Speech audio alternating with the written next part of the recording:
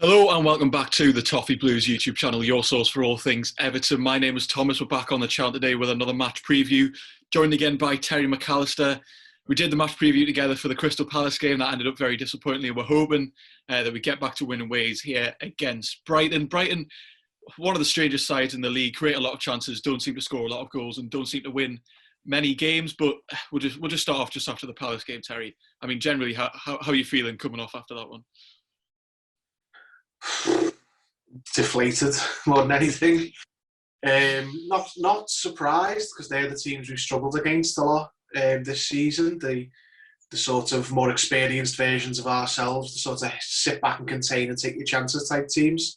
Hopefully, we'll have a lot better, better game against Brighton because they're not like that. They're the polar opposite. You touched on it then. They batter everyone, but they just don't win every game because they can't finish their chances. So. Yeah. If we could shithouse them, that'd be great. Yeah, I mean, just looking at the table here, looks like they're in a bit of a relegation fight, but I'm not too sure about that anymore. They're on 32 points after 30 games. They sit 6 points above Fulham and have 2 games in hand on them. I mean, I'm not really sure how much that really means, considering the run that they're on and the results that they do get. But they're definitely down there. As we mentioned, they just seem to create a lot of chances. 33 goals scored, only 3 more than Newcastle, which is just absolutely ridiculous to think. But, I mean, very, very strange side. And if we just take a quick look at their form here as well, managed to lose against Brighton. They beat the likes of Newcastle and Southampton. And then the other games, losing to Leicester and shockingly losing to West Brom. So, I mean, just in a bit more detail, what do you actually make of this Brighton side? And they do cause quite polarising opinions on Twitter, but what do you make of them? They're Everton under Roberto Martinez. That's absolutely.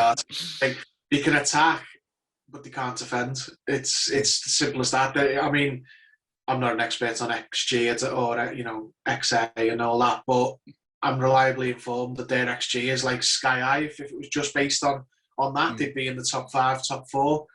But the reality is they just haven't got a finisher. Like they haven't got someone they've got creative players. Trossard's really good. Lamptey when he was fit. I'm not sure if he's fit at the minute. Got some really good players, but they just haven't got a finish. If Calvert-Lewin was in their team, Jesus, he'd have 30 goals, but they'd still ship an average of a goal a game easily because it's just that they've got that type of manager. They've got that sort of my way is the only way type manager in Graham Potter, and that typically has been the managers that Ancelotti at Everton has done the best against. So I've got high hopes for this game. Yeah, I am confident. They're a very strange side, and I'd imagine a very frustrating one to watch if you are a Brighton fan. As we mentioned, they create a lot of chances, don't score a lot of goals, and I mean, despite the fact they do sit on the front foot a lot, they are very, defensively, what's the word? Debatable.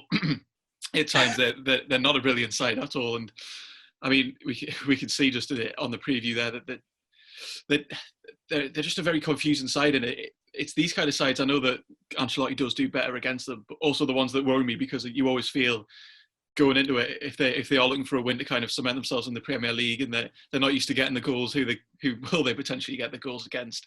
Everton. But I mean, after that Palace game, I was very disappointed, and they've dropped 20 points from winning positions in the league this season, which is absolutely shambolic. I can't really understand them or gauge them as a team at all, because I think going into the Palace game, I was definitely concerned, but I was probably more confident going into that game than I am to this one, despite the fact that these don't seem to score a lot of goals, and Palace are very solid defensively. And you mentioned Trossard there; he's a good player. Is that who are the standout players that you're maybe not looking forward to coming up against? Trossard's the main one. As I say, I'm not sure whether Lamptey's fit, but Trossard seems to be where most of the good play comes through.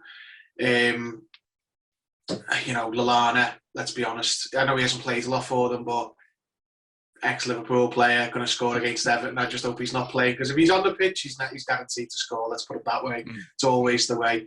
But Trossard's the number one for me. He's a really good player.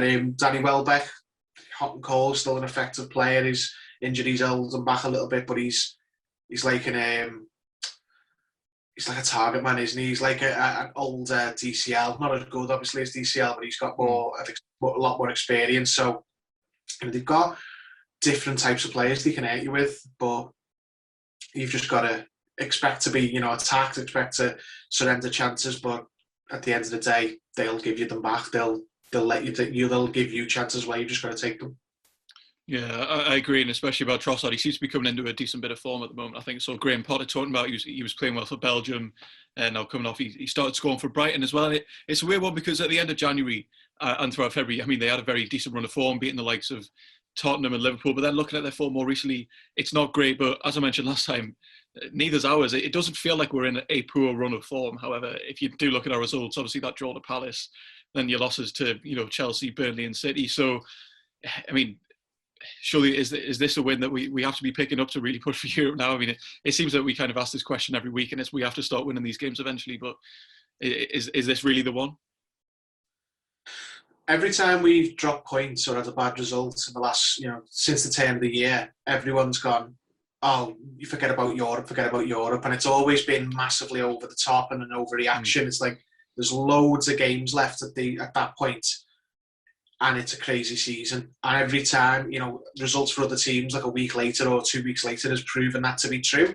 Like, nobody saw Chelsea, losing the way they did to West Brom, so on and so forth. The season's been like that for most teams apart from Man City.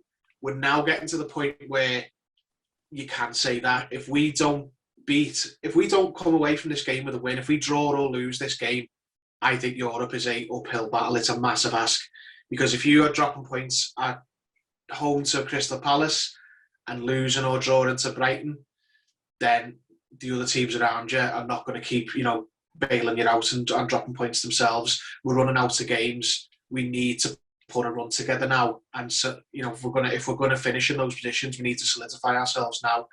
Drop points on a plate, then it doesn't matter what goes in the next games. You could come up against Tottenham and you've got to beat them to get within 1 point of them, rather than if we do win this game, you've got to play Tottenham and you beat them and you go and you put 3 points between the 2 years. You've got to give yourself a good opportunity when you play these teams in and around you by beating the teams lower down, and we're running out of games to get away with slip-ups now.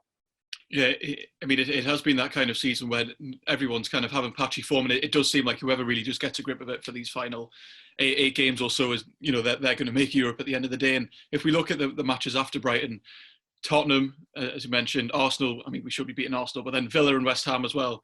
I mean, some of the teams around us, I mean, this is an essential game if we want to go on a good run of form towards the end of the season, and I mean, hopefully be that team who does finally get a grip of it and really push, because, I mean, something that favours us, and I'll ask you about this as well. We're not at home, shockingly. It feels like, I mean, a couple of seasons ago, we couldn't really buy an away win, and all of a sudden, I mean, the home form's dropped out the window. Do you think, I mean, this is going to suit us a lot here, I mean, they are at home, they do like to play on the front foot as well. It's kind of everything that suits the way that Ancelotti's been playing this season. Yeah, I mean, I think a lot of that's to do with the no fans. I don't think in a normal season it'd be that unbalanced. I think you'd probably have won more home games because the crowd would have dragged us through, but we'd have lost some tight away games that we managed to see over the line. When it comes to a team like Brighton, who've got a very distinct style of play and play that way no matter who they're playing, I don't think home or away really matters, or it shouldn't do. But it doesn't matter where we're playing. We drop points to Palace, we need to beat Brighton. So I think being away might help us for some reason. I can't explain why. I don't think the manager can explain why. But even if it was at Goodison, we need to win this. It needs to be won and won well. We can't be, going into the last 5 minutes worrying that we're going to concede an equaliser again, because that's when the doubt will start creeping into the players' minds, and then you put yourself in danger. We need to win this game. There's no two ways about it. But like you said, we've got an important run of games coming up after this with all the teams around us. It's a waste of time if you take any points off those teams if you've not beaten Brighton the week before, because all you're doing is keeping pace rather than going ahead of your competition. Yeah, exactly. And we can do our weekly injury check as well. Fabian Delph will miss this game. Unfortunately, he's not back from injury yet, shockingly. But Abdoulaye Doucouré, there was a bit of good news this week. He did have a positive looking scan, and then apparently he's going to be scanned again in 3 weeks. And I mean, it'll be very important to get him back. Bernard's going to be injured as well. But just as you take a drink there, I know you've got a bit of a theory about Carlo Ancelotti and injuries. What did you make of that Abdoulaye Doucouré news? I mean, it was encouraging that he gave a positive injury update. Like, oh well, we're going to see him again this season. But I don't really get too excited or down about Ancelotti's injury updates, because how many times has he bullshitted, basically, excuse the language. So, so and so's fit, and then he's not even on the bench for a game, or so and so will be out for 3 weeks, and then he's on for the next game. Like, I just wait and see the lineups and decide who's fit based on that, because Carlo, and if you see other people online and read up on Carlo a little bit, apparently he's done his whole career. It's part of his mind games pre-match. He says players are fit and other players aren't, and I don't know. I just don't put a lot of stock in Ancelotti's injury updates, because it's a bit of a game to him. So Decore will be back when you see him on the team sheet, and not before or after. Yeah, and it seems like Alan is back as well, which is good news. And obviously last game we kind of start with a bit of a back five, and then Coleman was probably our best player on the day, got taken off a bit earlier than we probably would have hoped for. Andre Gomez went off injured. So, how are you looking to line up, really? Jordan Pickford apparently is still going to be injured. I think Gomez is obviously out. So we've got Gabama back. Sigurdsson came on and didn't do a whole lot against Crystal Palace. And then, how are you looking to line up against these? Injuries dictate, but I hope we don't do a back five. I hate the back five or back three. It's a good system if you've got the players for it. We haven't. It looks like we have, because we've got a lot of good centre-backs, but it doesn't work. We haven't got the midfield. You need really well-rounded, really energetic and athletic midfielders to make that work. If you've got in front of you, like when Chelsea did it, Kante and Matic when he was younger, if you got them two in front of a back three, then you're fine. But we've got, whilst they're not bad players, Tom Davies and Andre Gomez, like, they're not the type of players who suit being in a two-man midfield with a back three behind them. So if Alan's fit, he comes straight back in. I think Davies obviously is an apt to start. I think James will start. So there's your thing. And then outside of that, I hope it's a back four. I think Coleman should keep his place. I'd like to see probably Mina and Godfrey, or if you go back to Keane and Godfrey, Keane wasn't the best last game, but Keane and Godfrey seems to be a good partnership. Luca Dean at left back, Olsen in goal, and Richarlison, Calvert-Lewin up front, and then the last one, who knows, could be Iwobi playing wide. Because Mina did play very well against Palace. I think he won the majority, if not all, of his aerial duels, but I think it'll be a very different game this game in terms of what we need from the centre halves, and we do have different options with that. We've seen that in the season, that if we are playing the likes of Crystal Palace, we've gone for the bigger Yerry Mina.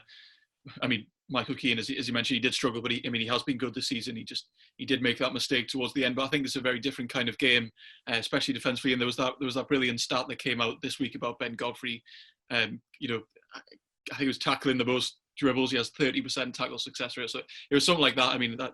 That's brilliant to see. And I think him and Holgate are probably the centre halves that we need to be looking for here. But I agree about the back five. It's not something I want to see against Brighton. It's not something I really want to see in general. But if the manager thinks that's what's going to suit us, but I'd like to see Gabama at some point again, just to get the minutes in. But I can't, in terms of wanting to take the game to Brighton and wanting to try and play more positively, we can't really be putting him in from the start. And I hope if Sigurdsson does start ahead of Gomez, because I think Gomez's fitness is a bit 50-50 at the moment. I hope he has more of an impact. But that pretty much brings us to the end of the match preview. If you got anything you'd like to add before the end?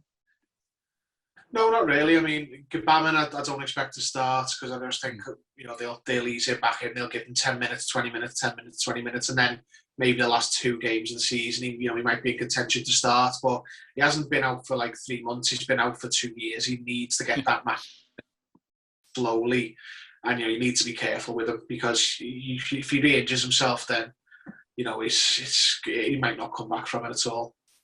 Yeah, definitely. But that brings us to the end of the match preview. As I said, let us know down in the comments below anything we've spoken about today. Who would you be bringing into the starting lineup? Thank you all very much for watching, and join us next time on the Toffee Blues.